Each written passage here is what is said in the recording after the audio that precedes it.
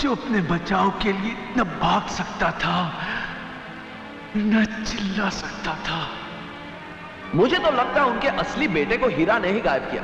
खैर अपना क्या लेना देना, अपने को तो अच्छा खाना, अच्छे कपड़े वपड़े मिलते हैं और घूमने के लिए इतनी बढ़िया गाड़ी। ये बादशाह कड़े मुर्दे उखाड़ने की कोशिश कर रहा है, खत्म कर दो इसे।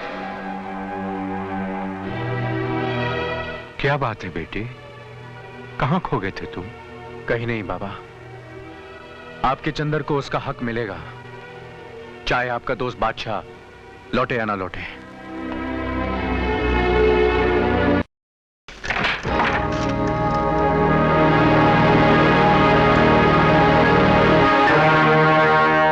तुम यहाँ कैसे?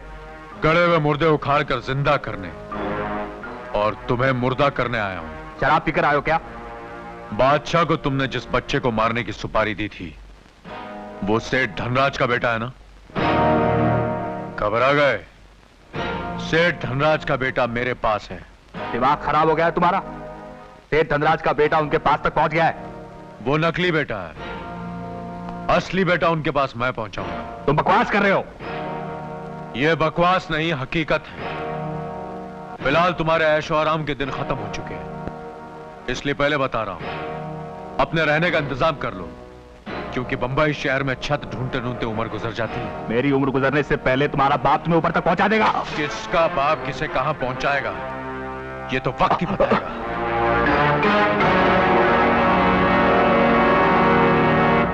क्यों बेटे, होटल पसंद आया? अरे लाजवाब है पिताजी। खाना भी यहाँ लाजवाब बनता होगा ना? हाँ बनता है, बनता है। सारी जिंदगी झोपड़पट्टी में गुजारी, कभी सपने में भी नहीं सोचा कि मैं इतना अमीर आदमी बन जाऊंगा, लेकिन इतना बड़ा कारोबार मैं संभालूंगा कैसे? अरे तुम इसकी फिक्र मत करो बेटे, कारोबार संभालने के लिए मैं जो हूँ। नहीं ससुर जी, अब आप भी बूढ़े हो गए, आपको भी आराम मिलना चाहिए। आखिर आप कब तक काम करते रहेंगे? देखिए कल से आपको होटल में आने की कोई जरूरत नहीं। क्या बोला? मैं तो वॉचमैन से भी कह चुका हूँ कि अगर आप आ भी गए तो आपको अंदर नहीं आने दे। देखा हीरा, तुम्हारी बेटी के साथ मंगनी होते ही कितना ख्याल रखने लगा तुम्हारा। हाँ सेठ जी, देख रहा हूँ, देख।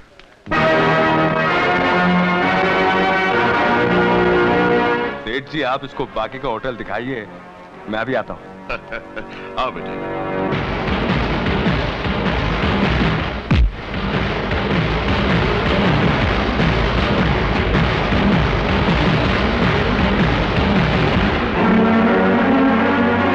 क्यों आए हो?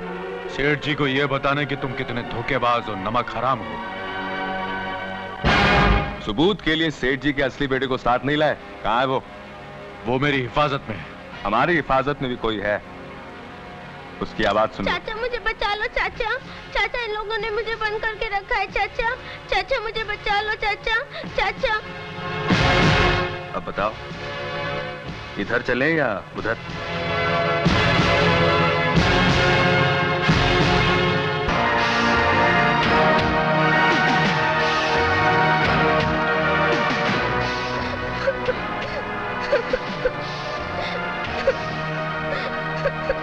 मुन्नी, मुन्नी! हरामजादे, बता मेरी मुन्नी कहाँ है? बता! नहीं शिवा नहीं, अभी तो तुम सिर्फ अपनी मुन्नी का रोना सुन रहे हो, लेकिन अगर तुमने हीरा पर हाथ उठाने की गलती की तो तुम्हें भी रोना पड़ेगा अपनी मुन्नी की लाश पर। हमसे बहुत आंख मिचोली खेल चुके तुम शिवा। एक बात याद रखना कि इस दुनिया में हर इंसान का कोई ना कोई बाप होता है, और तुम्हारा बाप आ गया।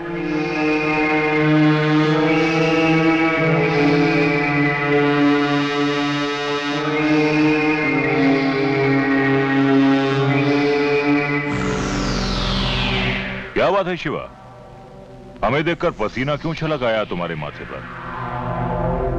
अचानक तुम्हारे चेहरे का ये रंग क्यों उड़ गया? इसलिए कि मैंने सपने में भी नहीं सोचा था कि कभी जिंदगी में चेहरा मेरे सामने होगा। इसका मतलब यह है कि औरों की तरह तुमने भी हमारी मौत की झूठी खबर सुन रखी थी। अब क्या करें शिवा, हमें मरने की आदत नहीं है, सिर्फ जान लेने का शौक है, इसीलिए आज तुम्हें यहां बुलाया है। सुना है कि तुम एक पेशावर कातिल हो, पैसा लेकर लोगों का खून बहाते हो।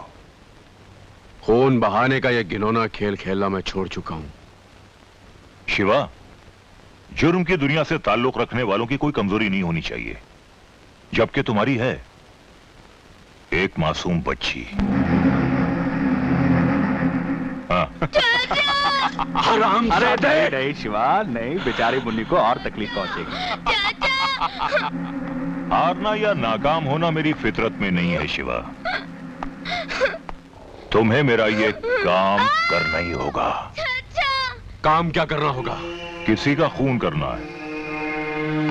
तुम उसे अच्छी तरह जानते हो। बरसों पहले हमारे गद्दार साथी बादशाह की वजह से वो बच्चा बच गया था। अब वो जवान हो गया है। ये कहानी आज से कई बरस पहले शुरू होती है, जब मैं, हीरा और बादशाह हम तीनों ने एक साथ मिलकर जाएगी पुलिस स्टेशन मेरे खिलाफ। जाएगी।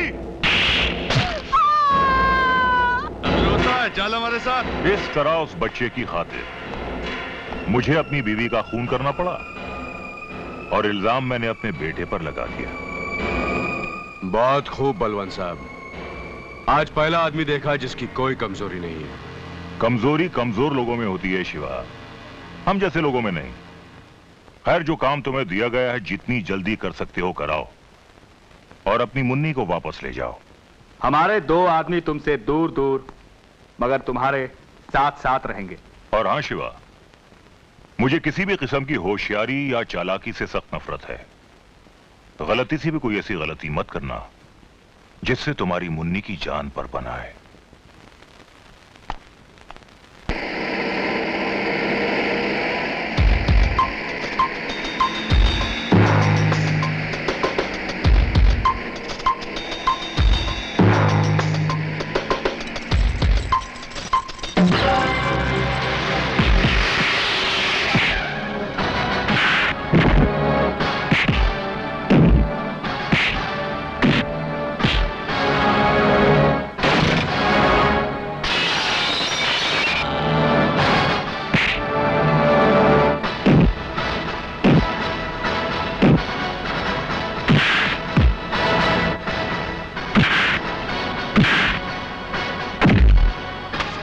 मुझे माफ कर दीजिए, मैं अपनी औकात भूल गया था, इसलिए मैंने हीरा अंकल के साथ बदतमीजी की। लेकिन अब मैं आप लोगों की हैसियत जान चुका हूँ। जब आपने शिवा जैसे आदमी की ऐसी तैसी कर दी, तो मैं किस खेत की गाजर हूँ? अरे गाजर नहीं, मूली मूली। अरे एक ही तो बात है। हाँ। बलवंत साहब, मुझे माफ कर दीजिए, मुझे कोई दौलत जायदाद नहीं चाहिए। अरे मुझको उनकी बेटी भी नहीं चाहिए। ये हुई ना बात, यही ठहरो, मैं जायदाद के कागजात तैयार करके लाता हूँ, हिलना नहीं। नहीं हिलूंगा, मैं बैठ सकता हूँ? Thank you.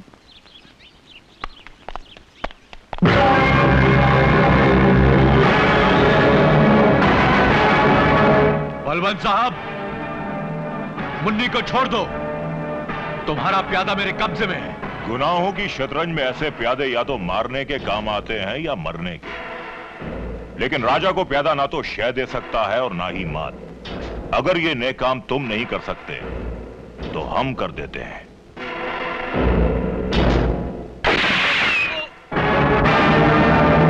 यही तो मैं चाहता था बलवंत साहब, कि तुम्हारे हाथों एक और खून हो, जिसका चश्मदीद गवाह सिर्फ मैं अकेला नहीं बल्कि पूरा पुलिस डिपार्टमेंट हो। इन सबको गिरफ्तार कर लो। इंस्पेक्टर कुमार, तुम बच्ची को लेकर आओ। Yes sir. चलो। Mister Balwant, you are under arrest. चाचा। मुन्नी, चाचा। तू ठीक है ना मुन्नी?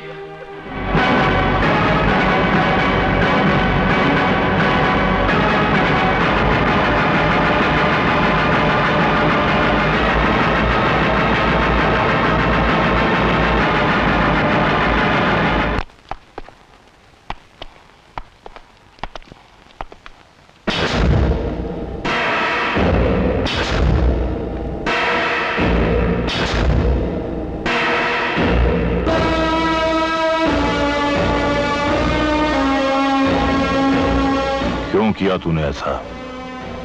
बोल हरामजादे, क्यों फंसाया मुझे? आखिर ऐसा कौन सा राज है जो तेरे चेहरे पर मुस्कुराहट बनकर फैला हुआ है? बोलता क्यों नहीं कमीने, बता। वही बताने आया हूं आज। बरसों पहले आपने भी मेरे साथ ऐसी हरकत की थी बलवंत साहब।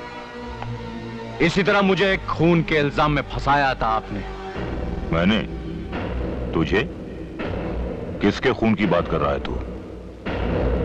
एक मासूम, भोली भाली, कमजोर और लाचार औरत के खून की बात कर रहा हूं मैं, जो तुम्हारी पत्नी और मेरी मां थी।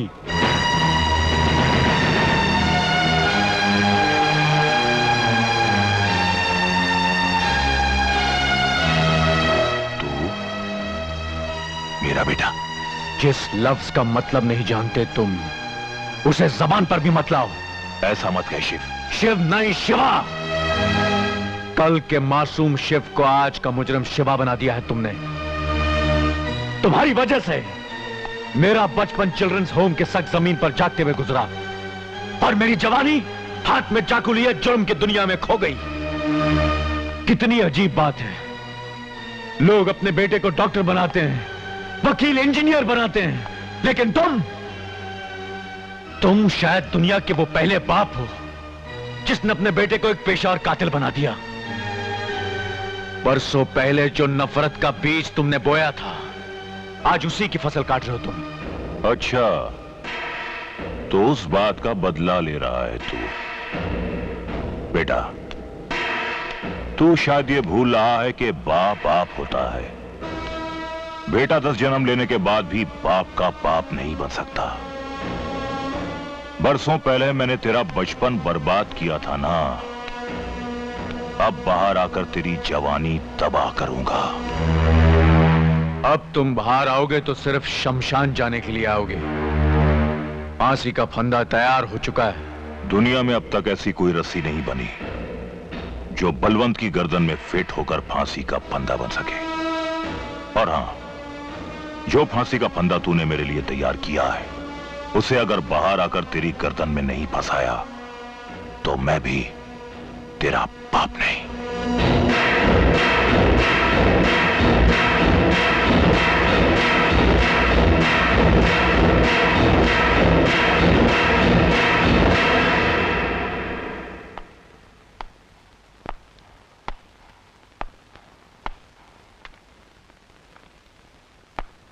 चलो चंदर, अब तुम्हें यहां छुप के रहने की जरूरत नहीं है।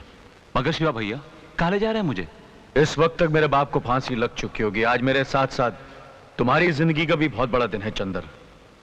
आज मैं तुम्हें तुम्हारे माँ बाप से मिलवाना चाहता हूँ। क्या? मेरे माँ बाप से?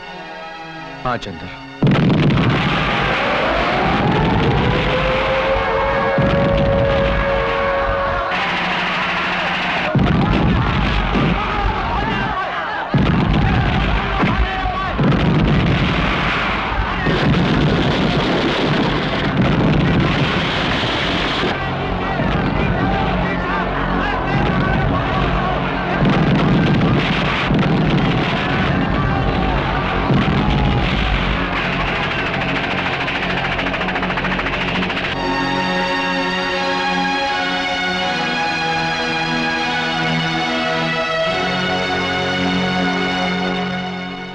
शिवा भैया, क्या यही मेरा घर है? हाँ चंदर। मुझे तो यकीन भी नहीं आता कि सेठ सेठानी मेरे माँ बाप हैं। मैं आपका शुक्रिया कैसे अदा करूं? आओ शिवा आओ, तुम्हारे लिए खुशखबरी है। मैंने अपने दोस्त बलवंत को फांसी के फंदे से बचा लिया है। बलवंत ने मुझे बताया कि तुम उसके बेटे हो। जान के बहुत अच्छा लगा। मैंने उससे कहा कि तुम्हारे बेटे को मैं तुम तक पहुंचा दूंगा। अब तुम चंदर को लाए उसके माँ बाप से मिलवाने के लिए। वो माँ बाप इस वक्त बलवंत के कब्जे में है, फैक्ट्री में। धंधे की मजबूरी है। आज इसे इसके माँ बाप से मिलने से तू तो क्या, दुनिया की कोई भी ताकत नहीं रोक सकती। अगर तूने जरा सी भी चालाकी दिखाई तो मेरे एक इशारे पर तेरी बेटी की खोपड़ियां उड़ जाएगी। देख उधर।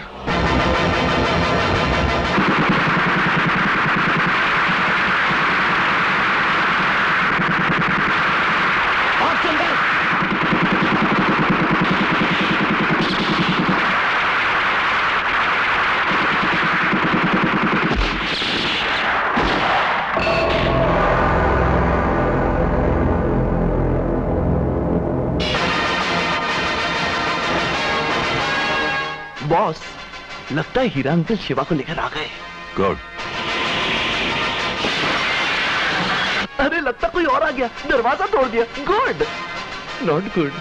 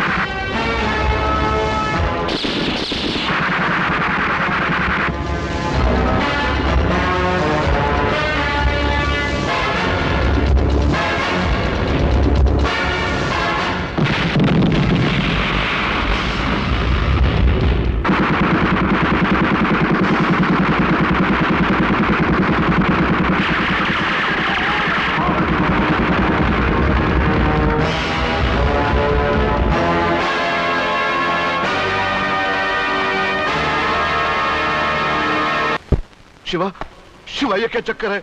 सुना है चंदन मेरा अपना? हाँ सेठ जी, मैं आपको सब कुछ बता दूंगा। पहले मैं आप लोगों को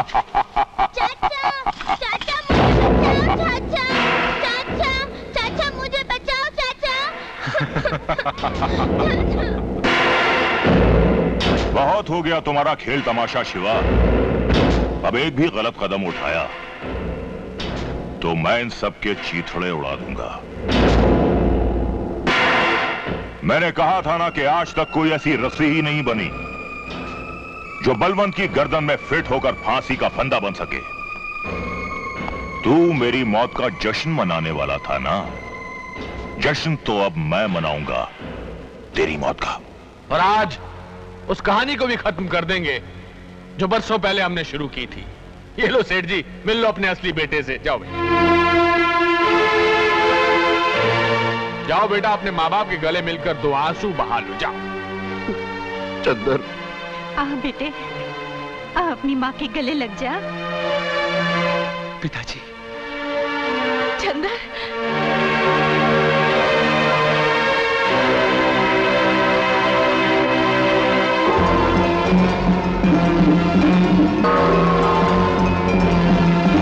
रुक जाओ।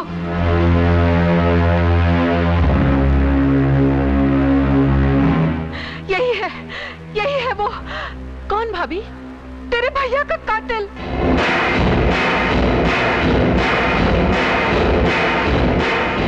ये क्या कह रही हो भाभी? ये तो चंदन है। मैं ठीक कह रही हूँ जूही, मेरी आंखें ये मनूस चेहरा कभी नहीं भूल सकती। ऐसा मत कहो बहन। हमारा बेटा कातिल नहीं हो सकता। जरूर जरूर तो मेरे को गलतफहमी हुई है। तो आप खुद इससे पूछिए, क्या ये मेरे पति का कातिल नहीं है? क्या ये उस दिन मेरे घर नहीं आया था? ये सच है कि उस दिन मैं आपके घर आया था। ये भी सच है कि पुलिस मेरे पीछे पड़ी थी। लेकिन ये सच नहीं है कि सत्यप्रकाश भैया का कत्ल मैंने किया है। हमारी खुशियों में आग लगाने वाला अपराधी तू ही है।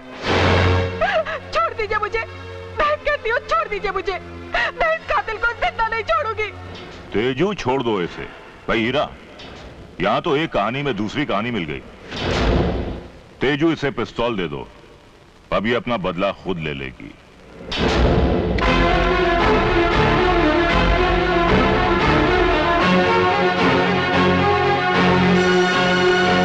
नहीं नहीं,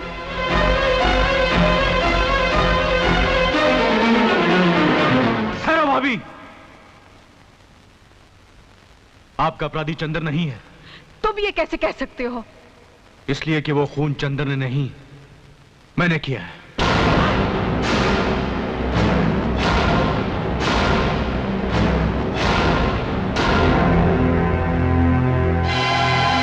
नहीं, ये नहीं हो सकता।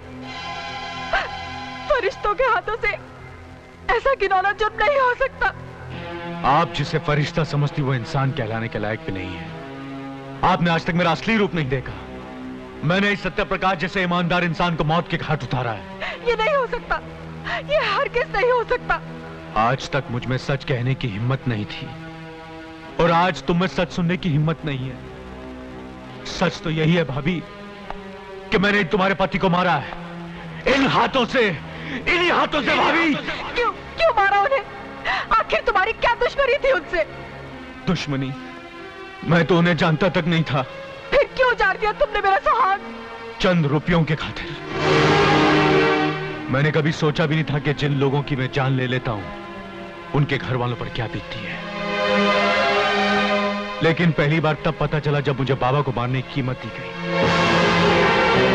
बस वहीं आकर मेरे जुर्मों की गाड़ी इंसानियत की चट्टान से टकरा गई और उसके बाद मेरी जिंदगी में दो दुश्मन रह गए, एक चाकू और दूसरे वो लोग जो गरीबों के हाथों में चंद नोटों के टुकड़े रखकर गरीबों का ही खून करवाते हैं। और वो लोग ये हीरा और मेरा अपना बाप बलवन। और जब तक इन जैसे लोग जिंदा हैं, मुझ जैसे शिवा पैदा होते रहेंगे भाभी। इतना क्या सोच रही हो? उठाओ पिस्तौल और मिटा दो इसे, जिसने तुम्हारी मांग के सिंदूर को मिटाया है।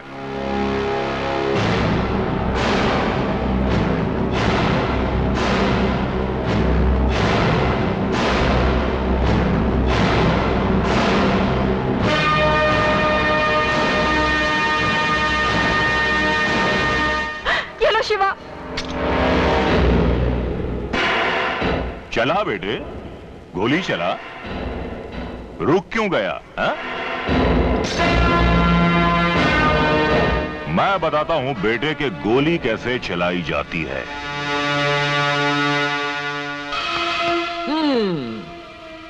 बलवंत अंकल, इससे तो उसके बदन में सिर्फ 6 सुराख होंगे और इससे 636। ये लीजिए और भून डालिए साले को। Good idea. Me my self Rambo from USA.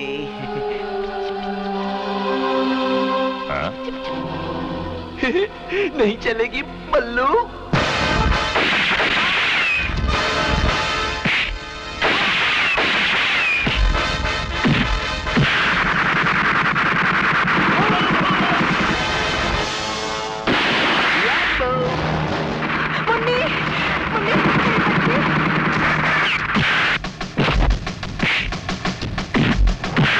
ससुर जी। अरे क्या कर रहे हो बेटा? वो क्या है कि पिस्तौल तो मिल गई है, इसे चलाते कैसे हैं? अरे पिस्तौल को तो सीधा कर लो, ऐसे। अब चलाओ बेटा। ऐसे? ये शुभ काम आप ही कीजिए। बड़े शौक से।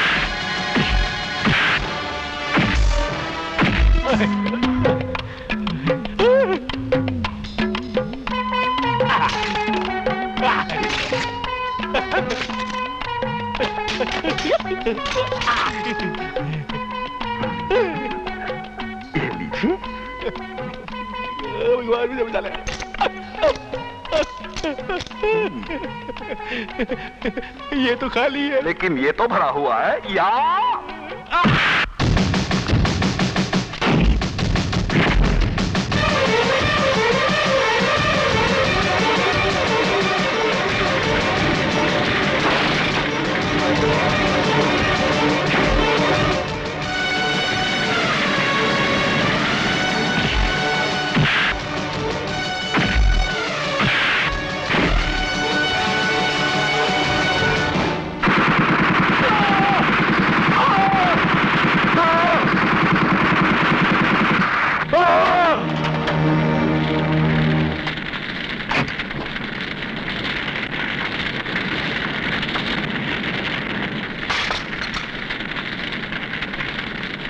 बलवा बलवा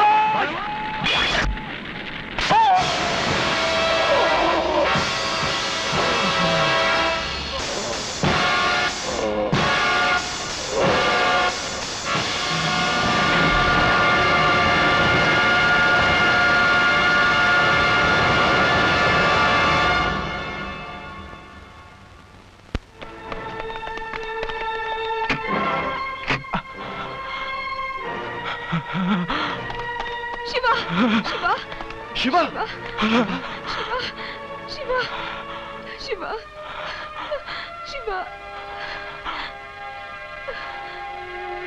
नहीं पारो नहीं, एक न एक दिन तो ये अंजाम होना था। बस खुशी इस बात की है कि ऊपर जाकर मैं अपनी मां से कह सकूंगा कि तेरे अपराधी को उसके किए की सजा दे दी तेरे बेटे ने।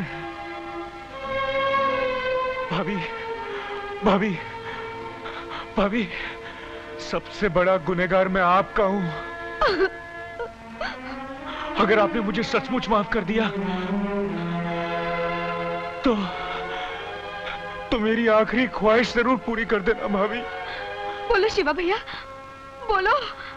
मरने के बाद मेरी आंखें मुन्नी को दे देना। शिवा भैया।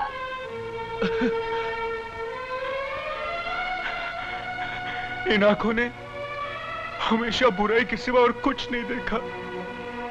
मैं चाहता हूं इन आंखों से मुन्नी दुनिया की हर अच्छाई देख सके।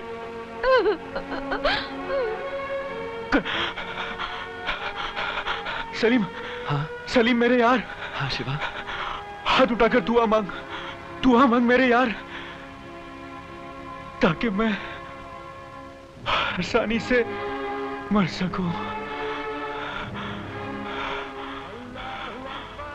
हे भगवान। भगवान। शिवा। या अल्लाह।